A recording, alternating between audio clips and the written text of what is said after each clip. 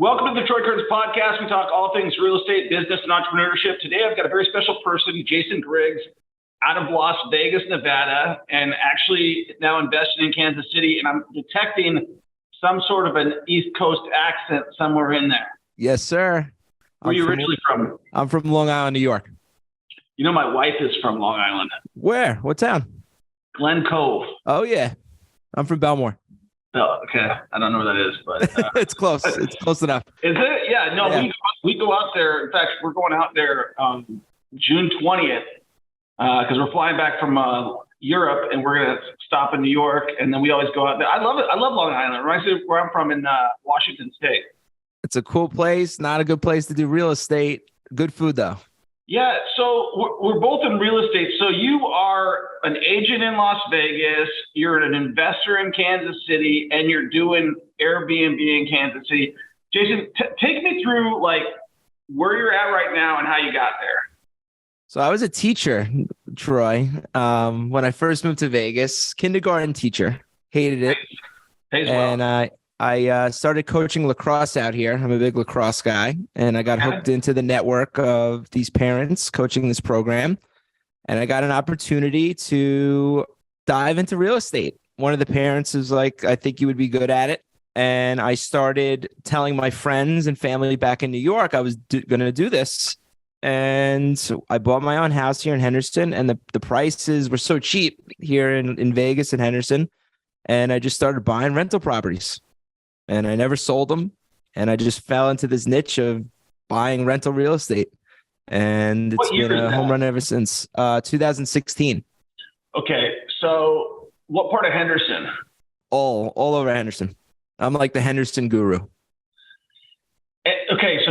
So you mentioned right before we got on here, you're a huge Airbnb guy. Yes. Short-term rental guy. Yep.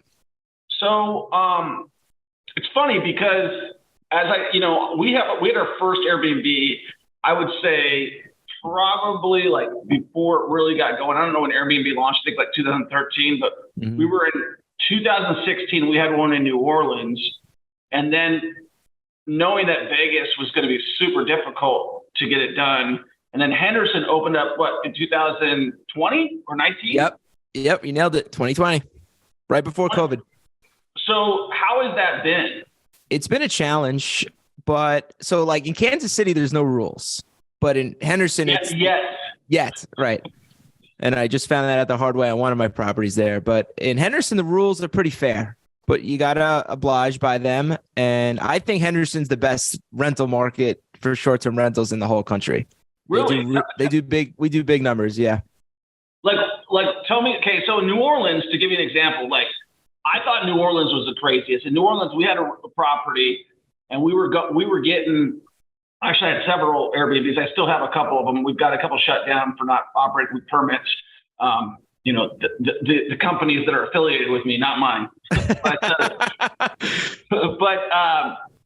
We were getting between $600 and $900 a night on like stuff. How does Henderson compare to that? Yeah, I mean, I have the biggest one in Henderson. Really? It's 9,000 square feet. Yep. It's a mansion. And where's it at? It's in Henderson, deep Henderson. It's in the southern part. So it's off like the 515 in College. So if you go down to 215 and go south, that's where it is. Oh, I know where you're over by the Jesse Road area. Yeah. Yes. That's where I was going to build my house out there. Yeah. So was I. I love it out there. I love that area. You do whatever you want out there. Nobody bothers you. It's completely become populated out there, though. There was nothing out there. Super popular now. Okay, so you've got a 9,000 square foot Airbnb. You own this house? Yes, I do. Let's run through those numbers. Sure. We bought it for 1.4, put about 250 into it. Okay. And this thing consistently brings in between 30 and 50,000 a month. Wow. That's fantastic. And here's the cool part. So when we finished it, I don't know if you're familiar with the UFC, but Dana White saw my house and asked us if we could film his reality TV shows in it. So it's been booked the past 6 months. We're with 2 reality TV shows. Conor McGregor has been in the house, and it'll be releasing in 2 weeks. Real estate is so cool. It's the best. That's awesome. I hope you enjoyed this podcast. Make sure you give us a 5-star review. Make sure you subscribe. Make sure you share this podcast with a friend. And make sure that you schedule a call with me and my team. We have the Millionaire Mentorship Program. This is for newbie and advanced investors to get started investing in real estate. And if you're listening to this podcast right now, that's exactly what you want, right? You want to learn how to invest in real estate. It's changed my life. It can change your life. And we have a program that'll help you get your first or next investment property within the next 90 days, or I'll pay you $1,000 cash and you don't pay. Guess what else we're launching? We're launching a fund. And if you're interested, I'll include a link in my bio to this fund where you can actually invest with me on a lot of the properties that we're in. In fact, I'm in one of my properties right now in downtown Kansas City, in a building that I bought using my own money, but I started with just one property, and you can do the exact same thing that I did, but you got to get started. You got to take action. So whether you want to invest with me in my fund or whether you want to schedule a call with my team, both those links are in the bio. Enjoy the show. Give us a 5-star review. So Jason, you come out here from New York to be a kindergarten teacher. Yeah. And you're in love with lacrosse. How do you get, people are telling you should get into real estate? That's what's happening? So I think the real light bulb was that my cousin Joe, like New York is so expensive. Right. And out at the time in 2014, 2013, it was so cheap. And my cousin was in my ear. He's like, you got to buy some property. It's really cheap. It's like a fourth of what it is in New York, where I'm from. And he was right. So we just started buying rental properties. He kind of forced me to buy my own house young. I think I was 23, 24. And then he's like, look, let's buy a rental property. Let's buy another one. And we just kept buying them. But I saw something unique because I was involved in the community with the lacrosse team. And there's only one public high school out here, and everyone wants to live in this one area. So I just stuck to buying rentals in that area and renting to lacrosse families because I knew that there was a high demand for this one area in Henderson. And I never stuck away from that strategy, and I kept buying and I kept buying, And then that kind of led me into the short-term rentals, and people always wanted to visit me. People always asked me, do you have a house for a weekend? Do you have for a week? And I didn't. And then that translated, do you have a bigger house? And then I bought the biggest one, and now I have everything here. So how many short terms are you currently managing? I have 8 of them. That's amazing, dude. Congratulations. Yeah. Thank you. That's become such and that's since 2020, right? Like, yeah, I went all in probably the past 2.5 years on it, and just really learned the game here, because there's a big demand for rentals here in town. Short term, I mean, Vegas exploded with the football. I know you have tickets, right? You come for the games. Yes. And it's a different type of city now. People are coming here at a rapid pace, and I'm going to take advantage of that. Yeah, you know, something funny is I'm a big dreamer, and before I came to Las Vegas, I wrote down I'm going to build an NFL team in Vegas. This is prior to them, and everybody's like, there's never going to be an NFL team in Vegas, and I was like, it's the perfect spot. And then, obviously, somebody beat me to it, and I didn't pull it off, but it just goes to show you, there's always going to be a trailblazer with that sort of thing. And once, the Raiders got here, now it's like every sports franchise is coming to Vegas. One of the things about my tickets, and this is kind of something funny. So I got caught up in it. I'm a huge sports fan. I know you are. Yep. From being in lacrosse. When those tickets came out, I had FOMO, fear of missing out. I had, because you go in there, and first of all, one of my buddies I got to introduce you to, his name's Joe. He's Joe Yakubic. He's out of Henderson. He does a lot of stuff down in Watertown. He's got one of those hats that says "Make Water Street Great Again," right? And so he's a big player in Henderson. But he tells me, he's like, man, you got to get these tickets. At this point in time, I don't know anything. I know that I'm not on the list.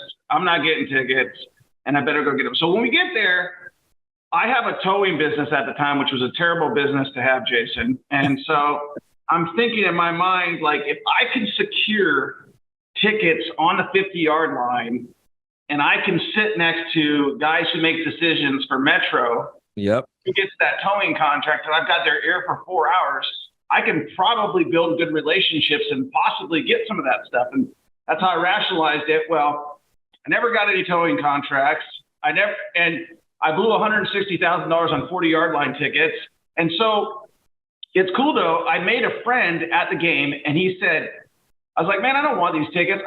As you know, I'm here in Kansas City most of the time now. And I'm like, so he actually offered to buy them from me and I get to go to 2 games per year, any game I want. And like, I got my capital back. And sometimes, as you know, that's a better thing. Cause I don't see that being a good investment long-term. I'll tell you what, that was the easiest decision I've ever made buying season tickets. And it turned out to be a really good investment. I make really good money on my seats. Yeah, I should have just bought the stuff that was. I bought 40-yard line is not getting you there. It's just the club seats are different. Nobody has that kind of money.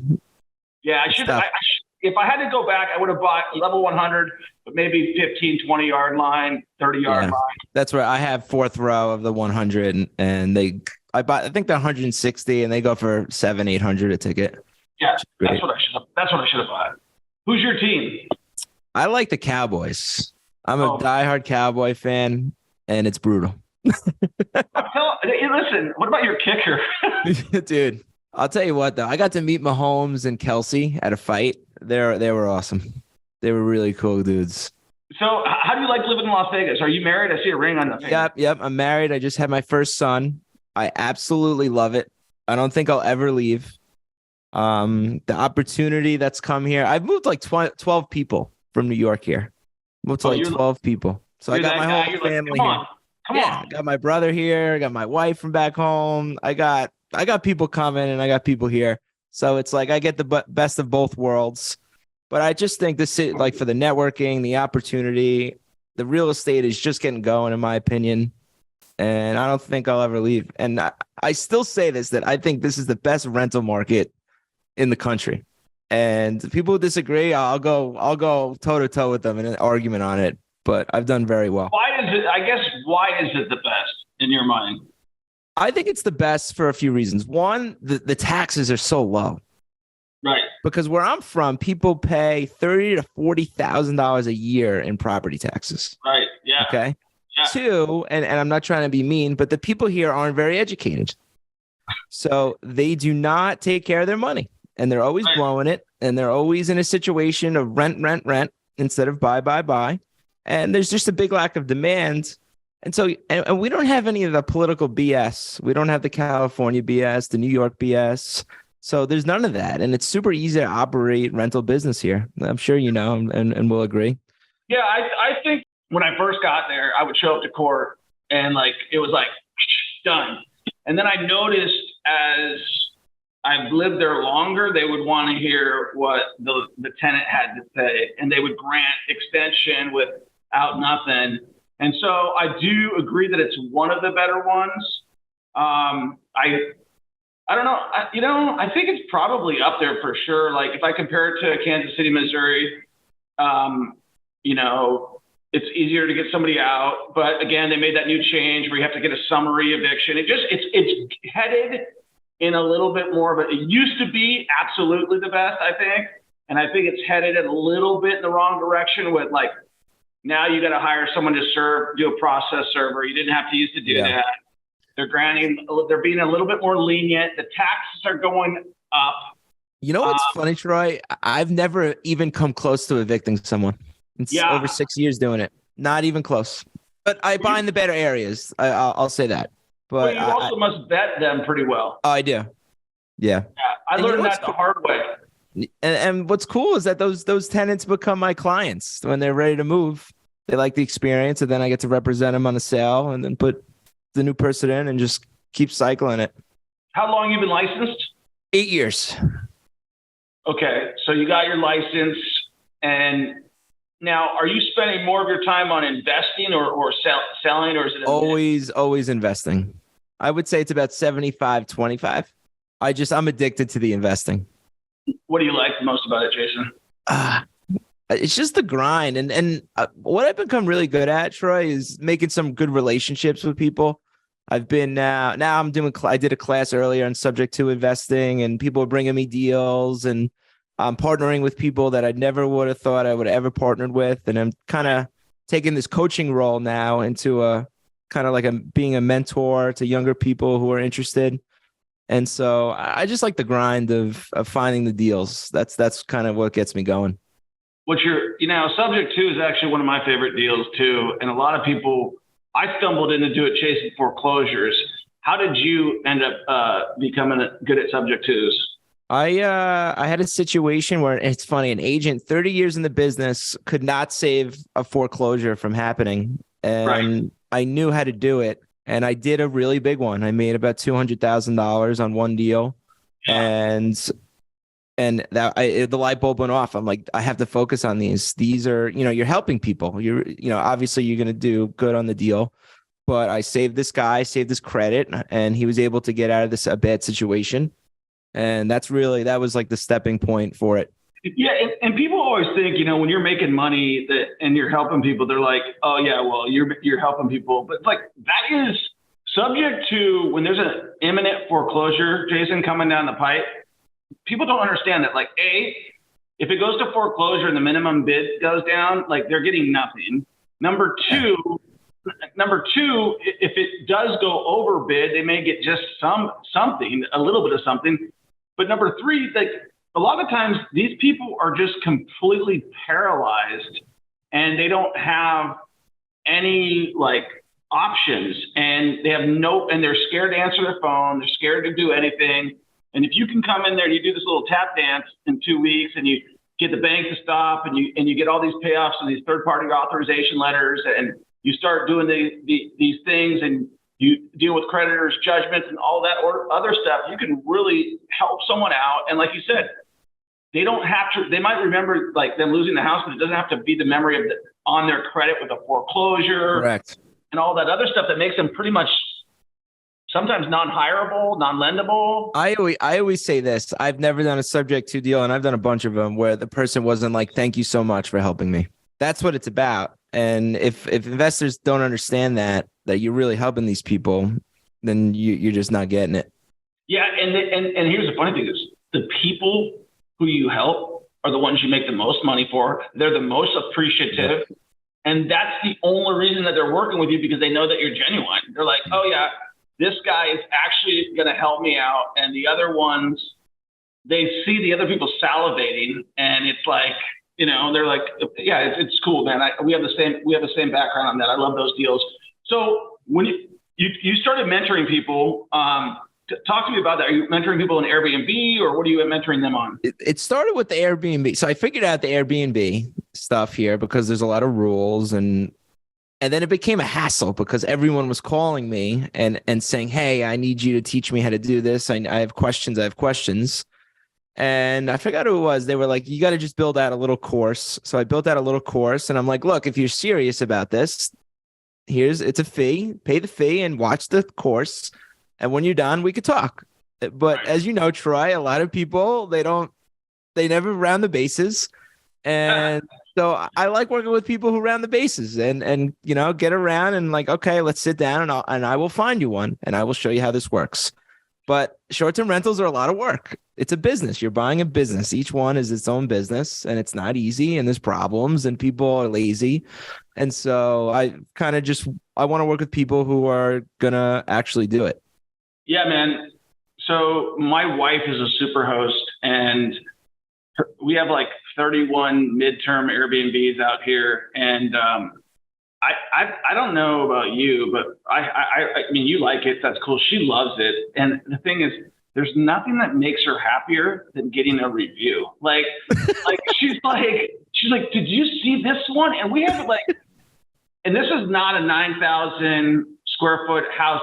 This is an apartment home in Kansas City that we just turned into a midterm rental. That's awesome. It just started segueing that way. And she gets all these people who have there are a lot of short-term nurses. They've stayed at other Airbnbs, and she gives them such great service. She's from New York, just like yourself, Jason. Yep. She gives them those New York kisses with all the nice little touches and everything like that. And she always asks for that review. And she's a super host over and over and over again. And I just think it's amazing. And you know why she loves it? Because it's like you're building your own hotel. That's the best analogy that I could use. It's your hotel. It's Griggs Hotel. So if people come to Griggs Hotel and they don't have a good time, yeah, I'm going to get offended. If they have a good time, yeah, I'm going to be pumped about it. And so, yeah, you take pride in it. And that's what the business is. You're building your own business. So let's go down that rabbit hole, because you got me. It's something that I've thought about for a while. So that is the big disruptor now. The Griggs Hotel is threatening the hotel lobby. And yeah. So like, if you were able to buy a really big one, like on the strip, right? Like on the strip, what would the Griggs Hotel have? Like, have you thought? I know you thought this. Yeah. That's nobody's ever asked me this, but I have thought about it. I think my Airbnbs, like, I just went so like out of control with them. Like, when I send you a video of my big one, people walk in and they're like, "Holy shit!" They're like, "Holy shit!" And so yesterday, I've never done this before because the show was filming. I brought my entire lacrosse program to the house because it's good networking and it's good for them to promote it. And about 100 people there yesterday. Yeah. And every single person had the same, like, their eyes were like, "This is the craziest house I've ever seen." It's 9,000 square feet, basketball court, volleyball court, pool, basement. There's no basements in Vegas, so people are like blown away by that. The artwork, the location, there's no neighbors around. We have a sauna, we have pool, whatever you name it, we have in this freaking house. And so you don't have to leave. To answer your question about the hotels, I just think the hotels need to start cooperating a little bit because there's not enough hotels. Every hotel's sold out every weekend anyway. So I don't know why they're complaining. Like, we want people in the city. So these people, they rent my house and then they go to your casino and lose all their money. I don't understand there should be no issue with that. Yeah, no, I'm with you on that 100%. I think that the biggest problem with the hotels and what is totally cool about Airbnb and like Turo, I'm a big fan of Turo, is like, you know what upsets people is the contact. When you go meet with some dude who's totally disgruntled and he's plugging in shit on his computer to get you a stupid room key that, like, we could like avoid all this. Like, give me my ID, let me upload this, and let me go and do like let's cut out some of the crap. So when I started thinking about this a long time ago, I was looking at hotels in Vegas before I could afford them. And this was during the crash, and I would go and drive and look at all these hotels that were getting like boarded up and stuff. And I was like, man, if you could just do everything on a kiosk, and now you're starting to see the kiosks happening. And so when I think about it, like in my dream world is like, there's a hotel like this in New Orleans called the Jung Hotel. It's owned by a big real estate developer named Joe Yeager out of New Orleans, Louisiana. He owns a ton of real estate, but he set up an Airbnb hotel. And so that's why I was asking you, I mean, if you continue to go this way, what sort of like amenities would you have in there? Like, where's the fun side of Jason go? So I got to work for the Wynn Hotel while I was coaching. I was working at XS NightClub for about 2. I was doing that, but that was my night job. That was one of the best jobs I ever had. Here's why: the attention to detail that place gives is like no other hotel in the whole world, and everybody that works there is good looking. Yes. And so that it just creates a vibe. I love going to the Wynn because there's nothing like it. So I would definitely model everything after the Wynn. It's clean. It smells good. Everything's new, constantly new. Everybody's good looking. Everybody's having fun. And it doesn't matter. Like, you could go to the bar, have a drink, and you're sitting next to Mark Messier. You're sitting next to Justin Timberlake, and they're just like normal people. And that's like the norm in that hotel. Yeah. And that's the vibe they create. And that's, if I had to do it, that's what I would do. I love that answer because I'm a big Encore Wynn fan. I love walking through that hotel, looking at that red carpet, smelling all the ambiance. I mean, just like, it's just sexy. It's a cool place. I think that's the right way to go. So I can see why you're successful at Airbnb is because you probably think about that when you're putting those things together. So with you being in real estate for a while now and you kind of becoming you said, are you a father right now? Yep. Just became a dad about 1.5 years ago. So where do you see your life? I'm see a lacrosse coach probably in the future here. You know what? People ask me this a lot. So my parents were both teachers. So I never got any business education at all. Right. And I had to learn late. I'm excited to teach him that early. I really am. Money management, how to invest correctly, Right. how to get into real estate, right? Like smart buys, not smart buys. That's what I'm excited about because no one really taught. I had to learn a lot of that on my own. Like my first business, I built a lacrosse company. And I learned like how to do taxes and how to do the checking accounts and checks and all these things that they don't teach in school. That's what I'm probably most excited about. That's awesome, man. It's I got twin 9-year-olds right now, and I can tell you that that whole sports thing and teaching them everything, it's really fun to say like, well, if I would, it's my time to do it my way, and then you just realize all of a sudden once you have kids that start getting a little bit older. I know you're young, but you realize you're getting old. You're like, yep, I'm getting old. Like, yeah. It just I'm with you, man. I'm with you. I had my fair share of fun here in Vegas, and it's caught up to me, man. I can't do it like I used to. Yeah, nobody can. So if somebody's listening to you right now and they're like, man, I want to get into real estate. I want to do something. What advice would you give them? I always say buy your first house. Do what I did. I bought my first house and I rented out the other rooms. Now I'm getting some income coming in off that, paying off my mortgage, and I'm just living, right? That's always my first advice. And I think a lot of people want to get into real estate. They don't know where to start. So my advice is go take the test. And so I have hundreds of people. Jason, I want to work with you. Jason, I want to get into real estate. I said, okay, go get your license. And then that shows me that you're freaking committed to do it. And if I would say out of 100 people, I've only had 2 do it. Yeah. People are full of it. Yep. So that's my start. That's my standard. If you could pass the test and you're serious about, and then everyone's like, well, I got a job. I had a job too. I had to sacrifice some job time to get the license. But if you want to make more money, this is the game. What do you think your biggest win that you've had is since you've been in real estate? Figuring out the rental game because I manage everything myself. I think I'm a really good people person. That's definitely my best skill right now. Are you doing remote showings or do you guys still do them in person? For rentals? Yeah.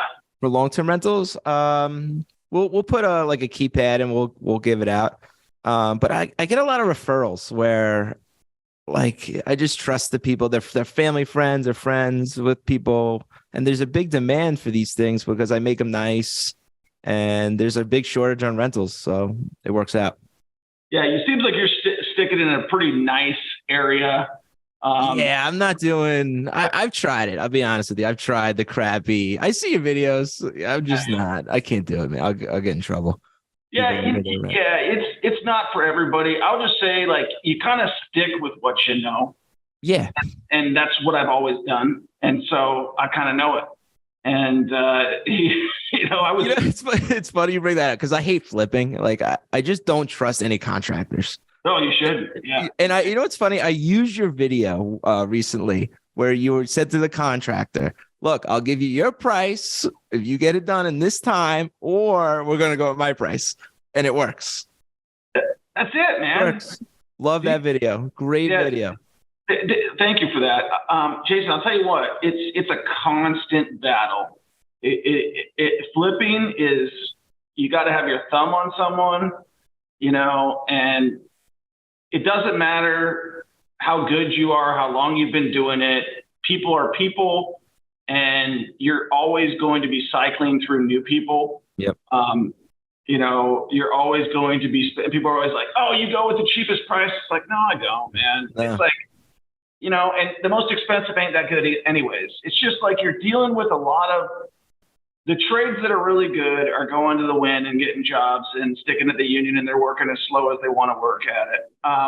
The guys who really want to work generally are not even legal. And then there's half a dozen or 100 dozen people who are con men, who are just literally the job that they can get out of prison is a contractor. Yeah. And that's maybe where the word con came from, because I don't know. I mean, I'll tell you what I did, Troy. So I have a big fear of contractors in general and flipping, but I have really good ideas. And so what I did with my 2 biggest ones was I partnered with somebody. His name's Tyler Hubbs, and he's incredible at contract work and organization and making sure his crew is organized. So I was like, okay, I see the vision. I can't do it, but this guy can. And so I was like, hey, let's do this together. And it worked out great. We built a monstrosity. So you guys are flipping together. I do not flip. I'll maybe do 1 or 2 a year. He strictly flips, and I convinced him. I said, look, we're going to build the biggest Airbnb. And he was like, I don't like rentals. I'm like, you're going to, once I show you this money that we're going to bring in. And he was hooked. And so we have a So you guys built that house. We put about $300K into it. We rebuilt it. Oh, you rebuilt it. Got it. Yeah. Okay. We didn't build it from scratch. No. Yeah, I mean, construction is a whole nother animal. I think there's a lot of ego involved in it. I certainly know mine is. A lot of times when I take these projects, I'm like, yeah, let's just go ahead and do this job, even though it's probably not the best use of my time. I just want to show myself I can do it. So, there's some of that there. So, Jason, I guess just a couple more questions that I want to ask you. So, as your life evolves and stuff like that, I'm sure your goals are getting bigger and grander, and you're probably, it's kind of cool to hear that you were renting out your rooms. That's exactly how I started. And everybody's like, well, what did you do? I'm like, I just did that. And so knowing that you're a lot further than you probably planned when you came out to Vegas to be a kindergarten teacher, what is your next big goal? That's a great question. One thing that I like to talk about is like, I kind of knew that I'd be successful, but how much easier life is when you have some money, right? And a lot of people don't like to talk about money, but having money, like there's just like so many more things you could do. You could go to the nicer restaurants. You don't have to look at the menu. You could go to the sports games. I have season tickets to every sports team here in town, and the freedom it allows. And my son's going to have that. And I'm going to take all this real estate one day and pass it down to him and teach him, like, this is the way. I don't have to work for anyone. I love that. I could wake up when I want. I could go to the gym when I want. I could go to those games when I want. And I love that. That's the best part about being an entrepreneur. That's amazing, man. I'm so excited that you have that and that you're able to, and people should want that. If you're listening right now and you want that, give Jason a follow, subscribe, give this a 5-star review. How can they find you, Jason? Instagram. I'm on Instagram all day. I love networking with people. I talk to a million people a day, all over the place. What's your handle? At J Griggs Real Estate. At J Griggs Real Estate. And the reason you need to follow Jason and guys like him is he's positive. I can just tell by talking to him right now, and just by hearing your story and who you associate with, you can tell that you've got a good aura, that you've got a good personality, and that trust goes a long way with it. You just give out a good vibe. And there's so much to that in people and assessing losing money, making money by assessing the person. I could just tell from talking to you that I'd want to do business with you. And I think that's probably why you do a lot of business.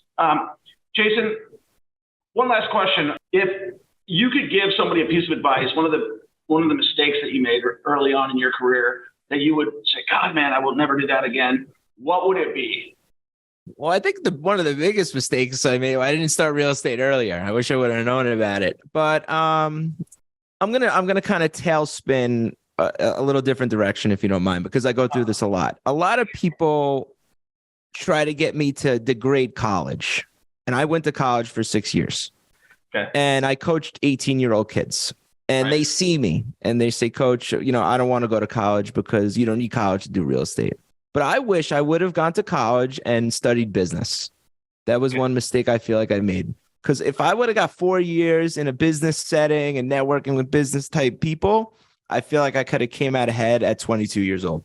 Yeah, that's interesting. We got very similar. So I went to college. I got a degree in communications, which I paid for, and that was the biggest waste of money I ever did. I just paid for it myself. I went. I told my kids, if you're going to go to college and you want your dad to pay for it, you got to get a law degree, and anything else doesn't matter. Now, I would venture that having like an an MBA or something like that. I mean, it's really cool to see all these, we're doing great, we're doing fine, but then you're in Vegas and you see guys like Steve Wynn, guys like just these mega rich guys. And I got just a book recommendation that I think you'd really enjoy. It's called The Gambler, and it's actually about the guy who built Las Vegas. His name's Kirk Kerkorian. And, it's just amazing to see that you and I are having, what you're saying is like, you're learning the hard knocks way. Yep. And it'd be a lot easier if we had an MBA and we know, oh, this is the way. Like right now, one of my big plans is to take my company public. Like I truly want to do that. And I'm like sitting here online trying to figure out who's the best VC to take a REIT public, right? Who's the best guy? And this is stuff that like, if I went to business school, I probably wouldn't have to be doing. Yeah. So, it's funny. I went through an experience recently. So we did the deal with Dana White, and I got to 14 years ago, I met Dana White, and I was trying to move to Vegas, and I was this young 19-year-old kid. And I was like, hey, Dana, I know you live in Vegas. I want to move to Vegas. What do you think? And he was like, dude, do it. It's the best city in the world. And I got to reconnect with him all these years later. We did this deal with them. And I remembered the story. I said, you told me to do this. And he's like, dude, this is so cool because I'm still right. This is the best city in the world to do business with. And there's nothing like it. I tell everyone to move here. If you could keep your head on the straight and narrow, you will kick ass. And he was right. Yeah, he's doing great, man. He's in great shape right now. Yeah, dude, that guy's killing it, man. He's a beast. I love him. I love it when he rolls into the UFC with Trump. Dude, it's like the whole place is going 45. Yeah, he don't care. I just like Dana because he's just no BS, man. He's like a New Yorker. Like he just doesn't care. We're from Connecticut. Cancel me this, cancel me that. I don't care. And he always comes out on top. I love people like that. Very motivating. Well, Jason, man, it's been a pleasure having you on. If you guys enjoyed Jason's content, make sure you give him a follow. And if you guys enjoyed this podcast, make sure you give us a 5-star review. We will be bringing it to you weekly, daily, all over YouTube, all the socials, TikTok, Instagram. My favorite one is Instagram, just like Jason's. And we'll check you on the next one. Peace. Have you ever wanted to start investing in real estate, but you just don't have the time? You don't have the ability to get started, but you got the capital, right? And you want all of the advantages that the capital offers you. Well, I started a fund, and you can invest with me and my team. In fact, I'm in one of the buildings that I bought using my own money, but you could invest and actually get the benefits of investing with me and my team. Well, you got to be an accredited investor. And you've got to go to our website. I'll include the link in our bio, and you could start investing with us. It's super cool. We're going to do a lot of cool projects in Kansas City and around the country, and you'll be able to be a part of it. Make sure you give this podcast a 5-star review, share it with a friend, and take action.